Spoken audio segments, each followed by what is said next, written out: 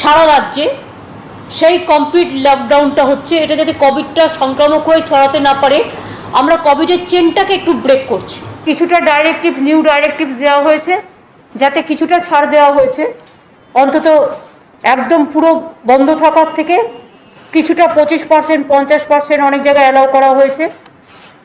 দোকানগুলো খুলে রাখার জন্য অ্যালাউ করা হয়েছে, যাতে তার বিজনেসও পায়, তার খাবার দাবার বন্ধ না হয়। সুতরাং আর 9টা থেকে 5টা পর্যন্ত সব কিছুই বন্ধ থাকবে। আর অফিসগুলোর ক্ষেত্রেও বলে দিয়েছে, যে ইন্ডাস্ট্রির ক্ষেত্রেও বলে দিয়েছে, যারা ইন্ডাস্ট্রিতে 25% বা 50%, এটা আইটি ইন্ডাস্ট্রি বা গভর্নমেন্ট ওয়ার্কফোর্স, তারা নিজেরাই নিজেদের ট্রান্সপোর্টেশন অ্যালাউ করবে এবং তাদের প্রত্যেককে ভ্যাকসিনেটেড করতে হবে, এই আর কি।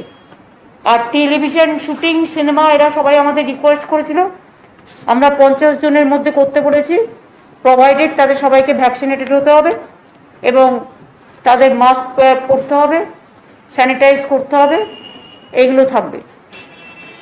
বাদবাকি বাংলায় আমরা প্রায় 2 কোটি মানুষের মতো মানুষকে, সরকার এবং বেসরকারি মিলিয়ে আমরা প্রায় ভ্যাকসিন দিয়েছি এবং সুপার স্প্রেডার যারা, তাদের বিশেষ করে করা হয়েছে। এতে বাংলা অনেকটাই সেফ আছে।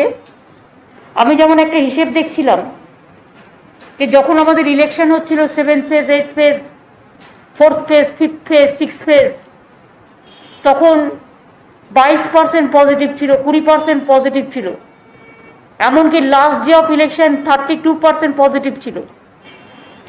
এখন সেটা পজিটিভিটি রেটে 6%-এর কাছাকাছি এসছে। তবে আমরা আশা করি এটাও আমরা কমিয়ে ফেলব সকলের সহযোগিতা নিয়ে। এই পর্যন্ত।